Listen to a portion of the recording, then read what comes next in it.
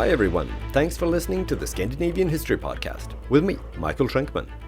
Last time, we looked at the Danish attempt at taking back Scania and the other formerly Danish provinces east of the Øresund Strait that were lost in the peace treaties 1658 and 1660. In 1675, just a few weeks after he'd announced that his sister were to marry the King of Sweden, King Christian V declared war on his future brother-in-law, trying to get Scania back. To begin with, the Danes were successful, but the Swedes were backed by France. In the end, after the war had more or less stalled, the French forced Denmark to agree to a peace deal that meant that the borders from the Treaty of Copenhagen in 1660 wouldn't be changed by a single inch. So Scania remained a part of Sweden. Today, we'll be looking at what the Swedish authorities did to try and make sure that the formerly Danish provinces would become Swedish not only de facto, but also culturally, making the locals view themselves as Swedes instead of Danes.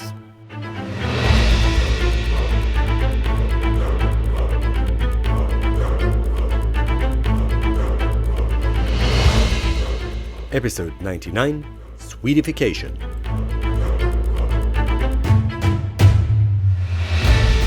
The loss of Scania and the other provinces on the eastern side of the Øresund Strait meant that the balance of power had shifted in Northern Europe. Up until this point, Denmark had been the strongest state in Scandinavia, but it had now been dethroned by Sweden. This was the result of a process that had been going on for decades. With hindsight, the tipping point had probably been when Christian IV failed in his intervention in the 30 Years' War, whereas Gustavus Adolphus was successful, except for dying, obviously. After that, the wars fought between Denmark and Sweden had been Danish defeats and brought loss of more and more land. And now, Halland, Blekinge and Scania had been lost. On April 16, 1658, representatives of the nobility, clergy, burghers and peasants from the formerly Danish provinces met in Malmö to swear fealty to the King of Sweden, Karl X Gustav. The king himself wasn't present at the event. Instead, the summoned former Danes had to declare their loyalty to an empty throne, surrounded by Swedish soldiers. From a technical, legal perspective, that was it. The three East Danish provinces were now a part of Sweden, and its inhabitants had accepted it. But in reality, switching allegiances is a tad more complicated than repeating a few words in front of a vacant chair. For the Swedish authorities, it was crucial also to integrate these new lands and the new population in a deeper, fuller sense. This was key to keeping control over Scania in the long run. If the locals would continue to identify as Danes, it would be far too easy for a future Danish invasion force to wrest the provinces back from Sweden. So a conscious campaign to Swedify Scania started after 1660. Tentatively at first, but it eventually gathered pace and intensity. This campaign touched several aspects of life: trade, taxes, religion, and education, to name some of the central ones. Only a few years after the conquest of Scania, the Swedish authorities decided to establish a university in the province to facilitate the Swedification. The logical choice was to establish the new academy in Lund, the traditional center of religion and learning in the region. By the time Denmark lost Scania, Lund had been an important city for hundreds of years. Its importance didn't stem from any economical or political sources, but from its position as an ancient center of religion. The first Scandinavian cathedral was erected here, and the city had long been the prestigious seat of Danish archbishops. Since education was handled by the church in the Middle Ages, a cathedral school had been opened in Lund way back in 1085 to train clergy. Even though its purpose and curriculum have changed beyond recognition, the Cathedral School of Lund actually still exists in the form of a municipal high school today, and it's therefore, at least technically, considered the oldest educational establishment in Scandinavia. In 1425, another educational institution, a so-called Studium Generale, was established in Lund. It was the first institution of higher education in Scandinavia, followed later by Uppsala in 1477 and Copenhagen in 1479. In Uppsala and Copenhagen, these institutions later morphed into the universities that are active today. But the Studium Generale in Lund didn't survive the Reformation, so the university that was founded after the Swedish conquest can't be seen as its continuation. The university in Lund was founded in 1666. Its official name was Regia Academia Carolina, after King Carl X Gustav, who died the same year the university was established. The immediate practical purpose of the place was to provide an alternative to Copenhagen University, where locals from Scania were now forbidden to study after 1658, but also, in a vaguer and more general sense, to strengthen the Swedish hold over Scania. This can be seen already in the Latin motto of the university, ad utrumque paratus, or prepared for both in English. The both refer to study and defense, and if anyone didn't understand that, the university seal sports a crowned lion with a book in one paw and a sword in the other, ready to both give the locals a Swedish education and fight off the Danes if they were to return. Lund University educated priests and bureaucrats who, through their Swedish education in Swedish, would spread the Swedish language and culture to the Scanian peasants. The authorities also hoped that the university would lure Swedes to move to Scania, but the appeal was limited, and Lund University suffered from low prestige for a long time. There were few students, and the professors were underpaid, and the lectures were often held in the cathedral, since there was no proper university main building. Swedes from other parts of the kingdom preferred to study at one of the 4 other Swedish universities, namely in Uppsala, or Tartu, today in Estonia, Turku, today in Finland, or Greifswald, today in Germany. It was only in the 19th century that Lund developed into the leading institution of higher education that it is today. To begin with, the campaign to turn Scania Swedish was conducted with a light touch. Following the pattern we could observe already last time, the Regency government that ruled in the name of Karl XI until he came of age in 1672 didn't do very much at all. Instead of working out a policy, they mostly just let the locals keep their existing laws and customs. For instance, the priests were still loyal to the Church of Denmark, and they conducted their business in the way that was established and accepted in the Danish Church, both in terms of rite and language. But money was too important to ignore, so the system for taxation in Scania underwent an early harmonization process. Already in 1662, Swedish tax rules and regulations were introduced. Some of these new rules met with opposition. For instance, the Scanians didn't like the introduction of a tax on all goods brought into cities and towns to be sold. Another new rule that was met with limited enthusiasm was the decision that every city council needed at least 2 members who were born in Sweden proper. As I mentioned last time, Christian V and the Danish army were initially greeted warmly in most places when they invaded in 1675.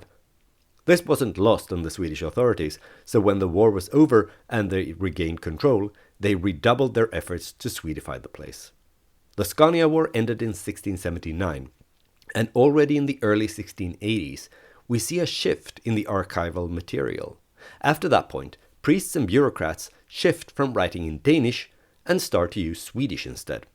An indication as clear as any that things were changing. Swedish law replaced Danish law in 1680, and in 1686 the Swedish church order was introduced in Scania. No more Danish rite or sermons allowed.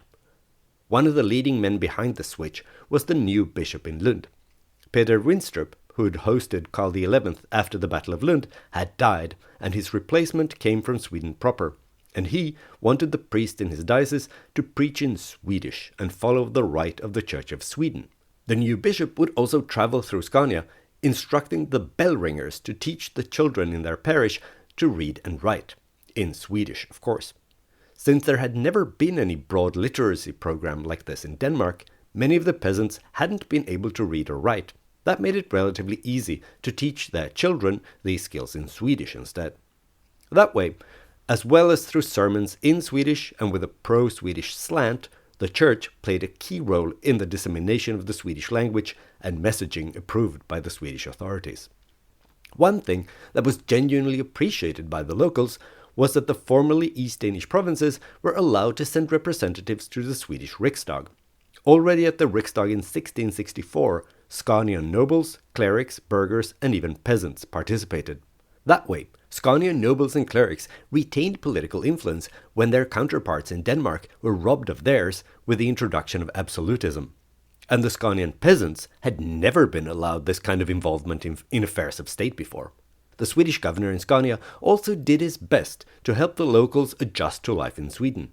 For instance, he worked to spread the knowledge of how peasants could file legal complaints if they felt their rights had been violated. He also encouraged people to rebuild farms that had been abandoned by offering tax exemptions for a number of years. Perhaps most importantly, he solved a simmering conflict between the Scanian peasants and the cavalry. You see, Karl XI had, probably sensibly, decided that the local cavalrymen couldn't be trusted, so troops from pre-1658 Sweden or the Swedish possessions on the continent had to be brought in. These cavalrymen and their horses had to live somewhere, and the cheapest and most convenient way was to force the local peasants to house them. Adding insult to injury, the peasants also had to pay the soldiers' salaries, even though they did receive a tax reduction for their trouble. Shockingly, the Scanian peasants who had to house these Swedish soldiers and their horses didn't like it much, despite the reduced tax rate. It didn't help that widespread abuse by the soldiers was reported. Turned out these Swedish cavalrymen often started to behave as if they owned the place they were housed in, and many of them stole food and belongings. If the farmer complained, he would more often than not be physically attacked, and sometimes the women of the household were subject to unwanted, romantic attention. The governor handled this by introducing new rules and a system where the cavalrymen basically became employees of the farmer in whose house they lived. That way, they had to behave if they wanted to keep their position. Even though the Swedish authorities tried to make the transition from Danes to Swedes as smooth as possible, there was bound to be issues, hiccups, conflicts. To begin with, most noblemen and burghers kept a low profile and didn't seem to care much one way or the other if they were Danes or Swedes. But it didn't take long for the downsides of Swedish rule to become apparent. I've already mentioned a couple of issues, taxation and the armed forces. The taxes were also higher in Sweden than in Denmark, and the presence and actions of the Swedish army was also a source of conflict. The soldiers acted like occupiers on foreign land and were treated accordingly by the locals. Furthermore, most peasants and traders in Scania didn't appreciate that the close and well-established ties across the Øresund Strait were severed.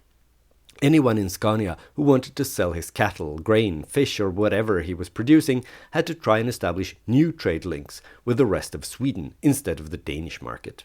Not only was it hassle to find new buyers, to their dismay, the Scanian merchants soon realized that the prices in the Swedish market were lower than what they were used to. Also, the changes in the church irked a lot of Scanians. People didn't like that the priests no longer could wear the ceremonial garb Danish priests wore, or that the Danish custom of candles on the altar was forbidden. Some priests continued to use the old Danish church order in secret, and suspected priests were put under surveillance. Here and there, church attendance dropped.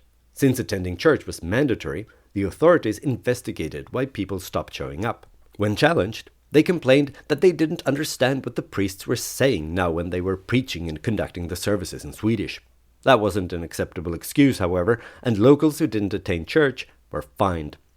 With time, the measures became increasingly strict. In 1683, it became forbidden to visit Denmark, and priests who were caught even visiting relatives on the other side of the Øresund Strait lost their jobs. None of these measures could have been particularly popular, so it's hardly surprising that so many of the locals greeted the Danes as liberators in 1675.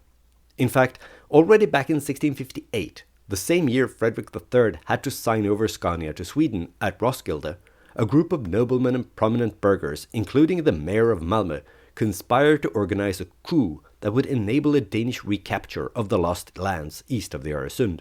The plan was for armed burghers to seize control of Malmö at the same time as Danish troops would be shipped across from Zealand. The noblemen and peasants in the surrounding countryside were to rise up against the Swedes and drive them off, enabling the Danes to create a bridgehead that could then be used for a reconquest of Scania. But nothing came of it. The Swedish authorities soon found out. That, in combination with bad weather that delayed the Danish soldiers who were supposed to join the rebels, meant that the whole thing failed. Several of the conspirators had to pay heavy fines for their involvement, and the leading members were tortured and executed. But resistance to Swedish rule wasn't isolated to the upper strata of society. In fact, it was arguably more common among the common people. In November 1658, the same year as the Great and the Good of Malmö were planning their coup, a group of peasants in northwestern Scania attacked the local bailiff and plundered his estate. The Swedish authorities dispatched soldiers to the villages in the area, arresting a number of peasants. The arrested were later executed, but only a small portion of the looted property was ever retrieved. All this considered, it's not surprising it was easy for the Danes to recruit volunteers among the people in Scania to assist in the reconquest when the war broke out in 1675. They just had to tap into a pool of resentment and unorganized, more or less spontaneous resistance that already existed. These volunteers, mostly local peasants, were given varying tasks depending on their level of military training and commitment to the cause. Some of the tasks included disrupting supply lines, intercepting communication, sabotaging tax collection, passing on intelligence about Swedish troop movements, identifying and punishing collaborators who worked together with the Swedes, and helping people who wanted or needed to escape Scania. The majority of these resistance fighters were regular peasants who spent most of their time still doing what peasants usually do. They only went into fighting mode when there were Swedish units around, or when they had a specific task to carry out. But there were also soldiers from the Danish army who joined the units of resistance fighters. Some of these soldiers were embedded with the locals for the duration of the war, operating more or less independently from the army, whereas others returned to winter in Zealand with the regular army at the end of the campaign season. There was also a final category of resistance fighters, and they were rogues, common criminals, who found themselves outside regular society and on the wrong side of the law. Several of them had been bandits even before the war started, but now they could dress up their criminal activity in patriotic garb. These bands of outlaws did attack Swedish troops, that's true, but just as often their victims were civilian peasants without any connection to the fighting. As I mentioned last time, the units of guerrilla fighters played an important role in the Scania War. For long periods of time, the regular armies only controlled a few fortified positions, and the rest of the land was under nominal control at best, but in reality little more than no man's land. In this area, the two armies had to move and forage, and the Swedes were harassed by these units of part-time fighters when they did. This was a major reason why the Swedes developed such a hatred for these fighters, calling them snapphane units. The Swedish authorities considered them illegal, illegitimate combatants who didn't deserve even the rudimentary rights of protections that were granted to recognized enemy soldiers. Any resistance fighters who were caught could count on receiving the harshest treatment imaginable by the increasingly frustrated Swedes. They were executed in cruel and spectacular fashion, both to punish and to scare others from joining the resistance. One common method of execution was to brandish the victims with red-hot iron rods and then have a rod driven up through their anus all the way out the nose. Others were executed on the so-called breaking wheel. The victims had their arms and legs crushed, and then their broken limbs were threaded through the spokes. After that, they were left to die entangled on the wheel. After death, the tortured corpses of executed members of the snapphane units would often be put up for public display. To further dissuade people from joining the snapphane units, notices were put up at the parish churches throughout the province, announcing that if anyone were to harm a Swedish soldier or other representative of the crown, 1 in every 10 men in the village would be executed, and the survivors would have to pay a fine of 1,000 thaler, which roughly corresponded to 3 annual salaries. When that didn't have the desired effect, it was announced that the 1 in 3 men would be executed. But all this gratuitous violence only had a limited effect. 2 years into the war, in late 1677, the Swedish authorities tried a slightly different tactic. A member of the Swedish Council of the Realm then traveled through northern Scania, close to the border to Sweden, in an area where snapphane units operated. He demanded that the locals in the villages he passed through would swear loyalty to King Carl XI. He made them sign a declaration to that effect, and in exchange, they received a blanket forgiveness for any crimes they had committed up until the point they signed the Declaration of Loyalty. But in the end, when the carrot didn't yield any noticeably better results, the authorities returned to the stick. For example, in April 1678, the king ordered all men between 15 and 60 in a certain parish in northeastern Scania to be killed, and that all the buildings in the village be razed to the ground to show the locals what happened to people who didn't keep their oath of loyalty to the Swedish crown. In the end, the plan leaked, and the peasants had time to escape into the woods before the soldiers arrived to carry out the punishment. Only one elderly man who had chosen to stay behind was executed. Before leaving, the Swedish soldiers set fire to all the farms. And that wasn't an isolated incident either. Swedish authorities carried out something that's been described as a war of extermination in northern Scania. This campaign, characterized by the burning of villages, arrest, torture, and execution of innocent peasants and guerrilla fighters alike, rapes and massacres, was led by a man called Ebbe Ulfeldt. He wasn't closely related to Corfitz, at least not by blood, but also Ebbe had been a part of King Christian IV's policy of marrying his daughters to senior noblemen, who were then given high office. Ebbe Ulfeldt had been governor of several places, but due to well-founded suspicions of misconduct and corruption, he too decided it would be best to escape Denmark and look for a fresh start in Sweden. And that's why he now found himself ordering Swedish soldiers to burn, arrest, torture and kill in a region where he had previously served as the Danish governor. And Ebbe Ulfeldt wasn't the only one commanding expeditions of extermination against the Snappane units. Also in Blekinge, Swedish army units, aided by Polish cavalry, arrested and executed suspected resistance fighters. The surviving families were expelled, sometimes depopulating almost entire villages. This brutal policy had a certain effect, and in combination with the fact that the Snappane units increasingly started to rely on plundering the civilian population that they claimed to protect, their popularity dwindled and fewer peasants joined their ranks.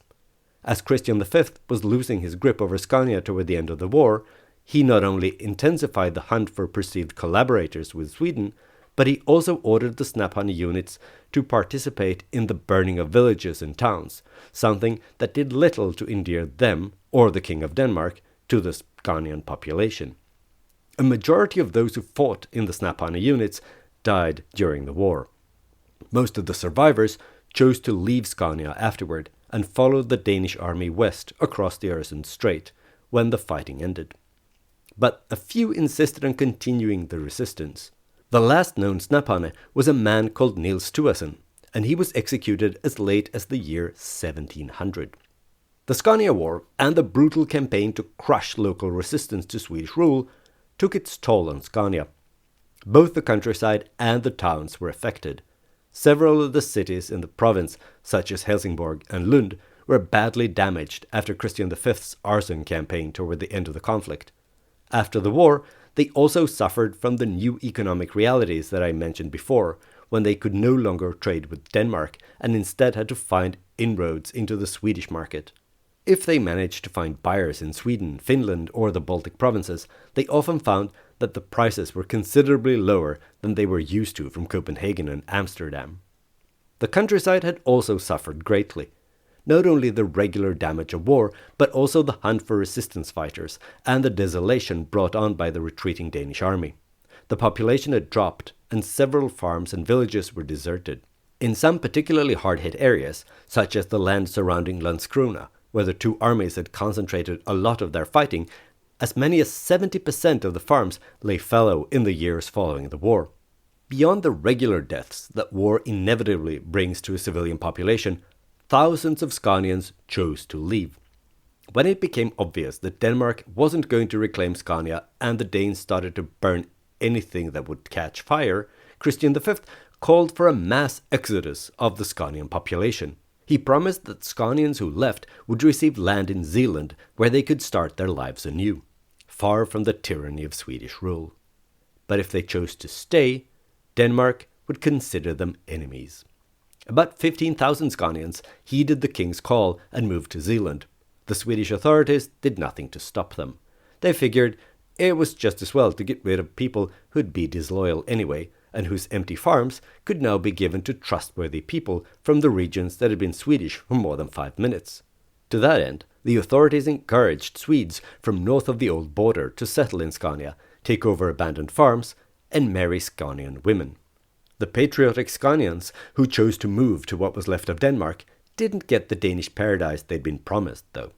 Many of them ended up in abject poverty and not on new farms.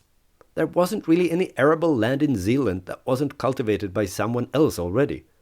But by the time they realized this, it was too late to go back. In addition, some 30,000 Scanian men were forcibly conscripted into the Swedish army and sent to the Swedish possessions in what's today Estonia and Latvia. Few of those who left ever returned. Between 1675 and 1718, the population in Scania decreased by about 25%, from some 180,000 to 132,800. In addition, it would take another 100 years for the local economy to recover completely. Today, more than 300 years later, the process of turning Scania, Halland and Blekinge from integrated parts of the Danish kingdom into Swedish provinces is generally considered a successful and mostly peaceful campaign, at least comparatively. And even though you could raise questions about the peacefulness, it's hard to argue with the success. Today these three regions are as Swedish as they ever were Danish, and even though especially Scania has retained, or perhaps developed, a unique regional identity within Sweden, there's no serious political or cultural drive to rejoin Denmark. As always, there are several factors behind the successful Swedification. No doubt, one was the brutal treatment of those who actually did resist. Death and deportation can be effective tools if you're willing to take them as far as you need, with no regard for human rights or human decency. But it also helped that this process took place in the 17th century, before the age of nationalism. Back in the mid-1600s, most people didn't have a strong sense of being Danish or Swedish. They focused on a more local identity. When protests erupted during peacetime, it was mostly in response to taxation and recruitment of soldiers, not the fact that the taxman or recruitment officer was Swedish. It was the elites who had a sense of national belonging. But it wasn't their only point of concern, and in the case of Scania, political developments in Denmark helped to drive a wedge between Copenhagen and the Scanian elites. Remember that Frederick III had managed to break the power of the Danish nobility by establishing an absolute monarchy in the wake of the catastrophic war 1657 to 1660. In light of that development, many members of the Scanian aristocracy hesitated about rejoining Denmark. They preferred to remain under the Swedish crown, where the nobility still had a strong position.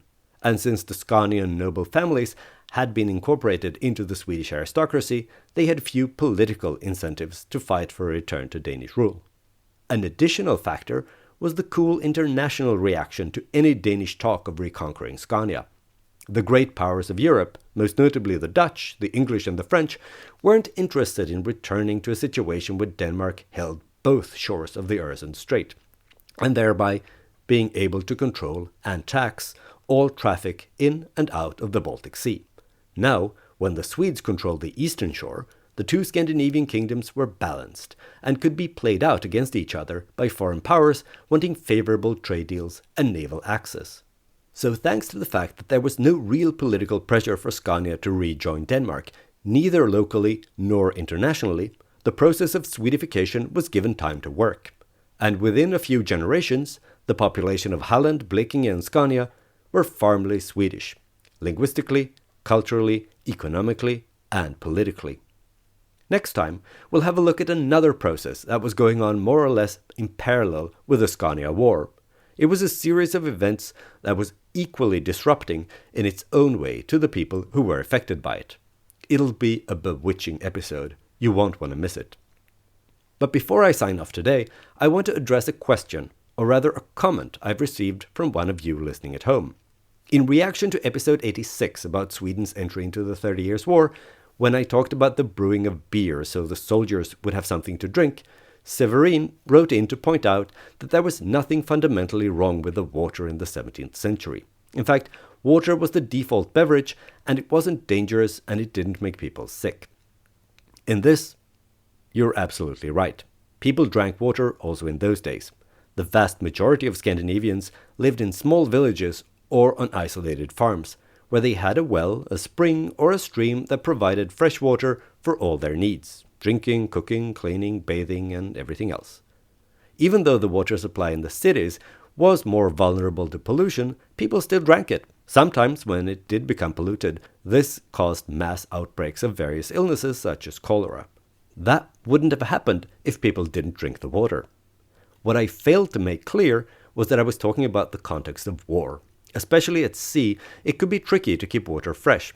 It would often go bad after a while, so it was a good option to stick to beer on board. If you visit Copenhagen, you can still see the old massive brewery built close to the old naval dockyards, so that the beer could easily be supplied to the Navy. It should be noted that the alcohol content in this beer was lower than what we're used to today, so people weren't necessarily drunk all the time, even though they had a lot of beer. So thank you, Severin, for writing in and giving me an opportunity to clarify this point, a point that's often misunderstood. With that, it's time to sign off for today. I hope you enjoyed this episode of the Scandinavian History Podcast. If you did, why not spread the word wherever you congregate with others who are also into Scandinavian history, or who might be. Also, please consider leaving a stellar review, or at least 5 stars, on Apple Podcasts or Spotify. This is an excellent way to attract new listeners and to support the show. If you crave more content related to Scandinavian history, I recommend you look up the show on social media. For instance, you can go to facebook.com/Scandinavian History Podcast. Via the Facebook page, you can also send me questions or angry messages about things I've said or not said on the show. If you prefer the social media platform formerly known as Twitter, you can follow me and send me messages at Schenkman. That's SHAINKMAN. I look forward to hearing from you.